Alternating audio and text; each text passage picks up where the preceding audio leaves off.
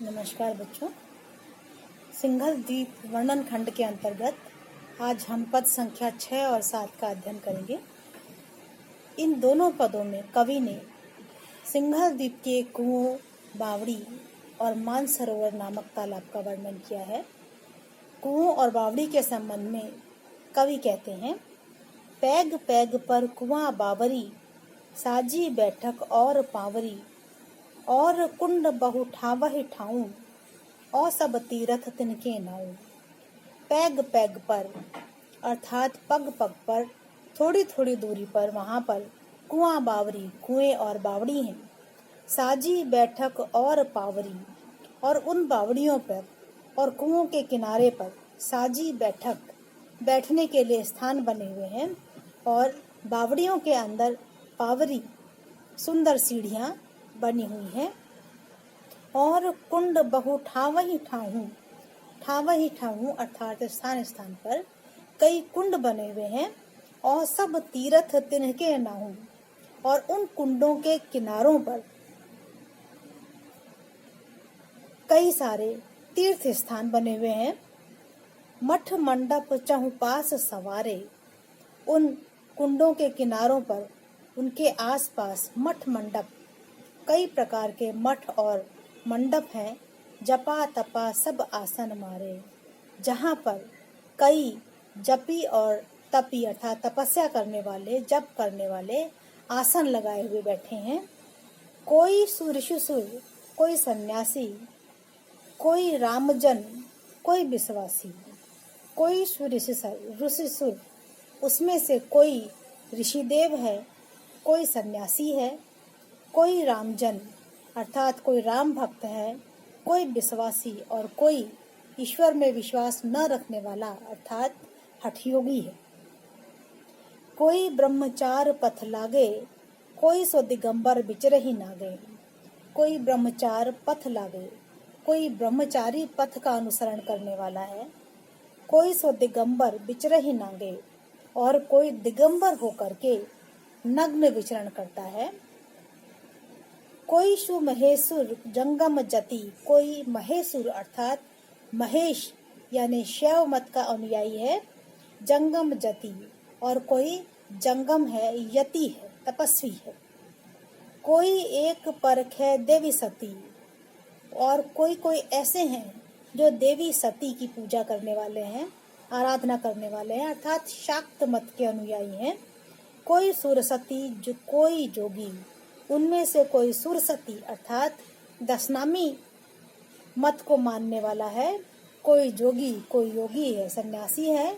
कोई निराश पथ बैठ वियोगी, और कोई ऐसा भी है जो निराश पथ, उदासी समुदाय जिसका नाम है, उस निराश पथ का, उस उदासी समुदाय का वियोगी है, वैरागी होकर के बैठा हुआ है।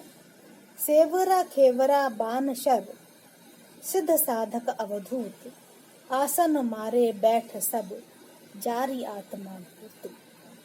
सेवरा खेवरा बानसर अर्थात सेवरा, खेवरा, वानप्रस्थी, सिद्ध, साधक, अवधूत और भी अन्य तपस्वी, आसन मारे बैठ सब, सब वहां पर आसन लगा करके बैठे हुए हैं।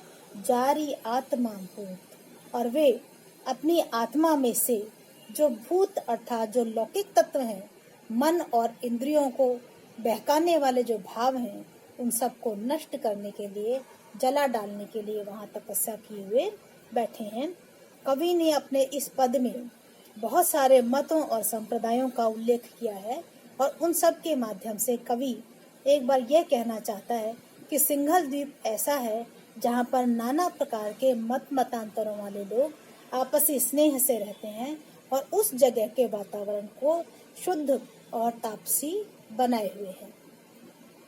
अगले पद में, 7वें पद में, वे मानसरोवर का वर्णन करते हैं, और मानसरोवर का वर्णन करते हुए कवि कहता है, मानसरोदक बरनों कहा, भरा समुद्र अस अति अवगाहा।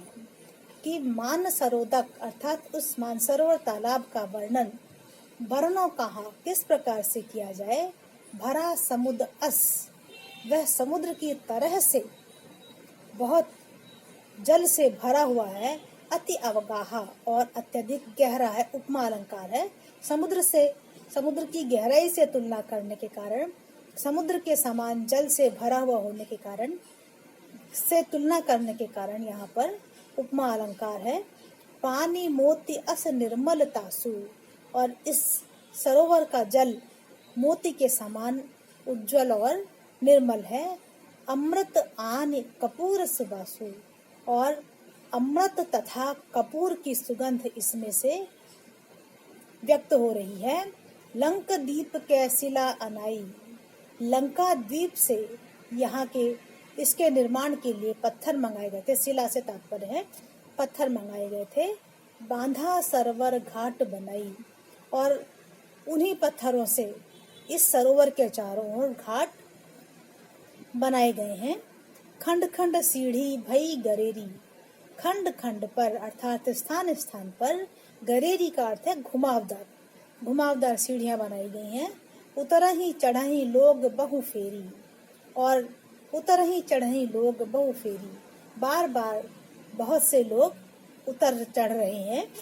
फूला कमल रहा होई राता, सहस सहस पखुरिन कर छाता, इसके अंदर जो कमल अर्थात कमल खिले हुए हैं वे राता अर्थात लाल रंग के हैं, और केवल लाल रंग के ही नहीं हैं, वे सहस सहस पखुरिन कर छाता, वे इतने विशाल हैं, लाल रंग के कारण वे सुंदर हैं और इतने विशाल हैं कि उनकी पंखुड़ियां सहस सहस, सहस्र सहस्र, हजार हजार पंखुड़ियों का छाता बना हुआ है, अर्थात इन फूलों में हजार हजार पंखुड़ियां हैं। उलथा ही सीप मोती उतराई, इस मानसरोवर में से उलथा ही सीप निकल करके बाहर आ गए हैं, तैर रहे हैं। मोती उतराई, और उन सीपों में से झिलमिलाते हुए चमकते हुए मोती निकल रहे हैं, झिलमिला रहे हैं।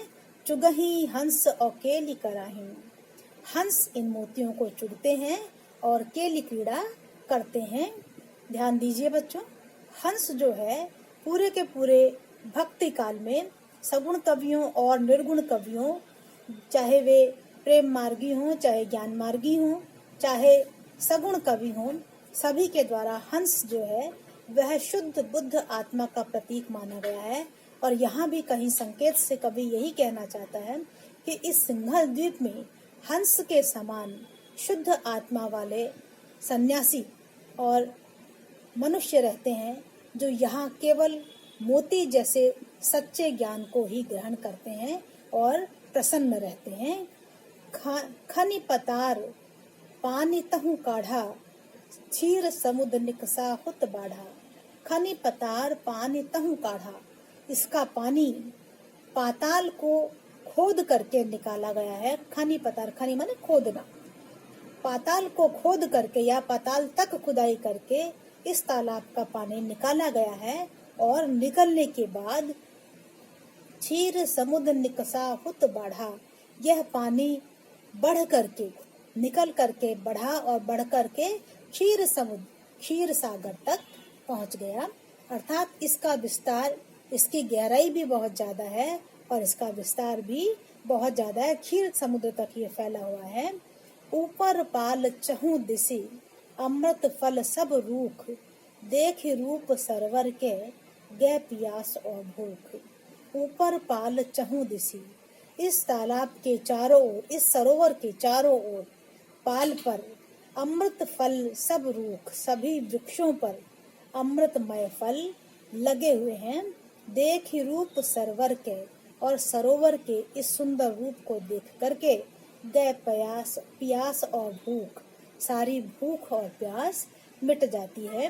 कवि यहाँ सामान्य भूख या प्यास की चर्चा नहीं कर रहा है, बल्कि कवि यह कहना चाहता है कि मानसरोवर एक ऐसा सरोवर है जहाँ पहुँच करके व्यक्ति की सांसारिक थकान दूर हो जाती है, सांसारिक इच्छाएं नष्ट हो जाती हैं, उसकी भूख और प्यास अर्थात उसकी समूची सांसारिक इच्छाएं नष्ट हो जाती हैं और वह साधना की एक उच्च अवस्था को प्राप्त कर लेता है। इस पद में कवि ने उपमा अलंकार का सुंदर प्रयोग किया है और यहाँ पर अवधी भाषा का माधुर्य हमें दिखाई पड़ता है। अनुप्रास अलंकार है, कई जगह पर सहस सहस में पुनरुक्ति प्रकाश अलंकार है। उलथही सीप मोती उतराही, चुगही हंस और केली कराही में अन्योक्ति अलंकार भी हम मान सकते हैं। दूसरी पंक्ति में उपमा अलंकार का सौंदर्य देखने को मिलता है।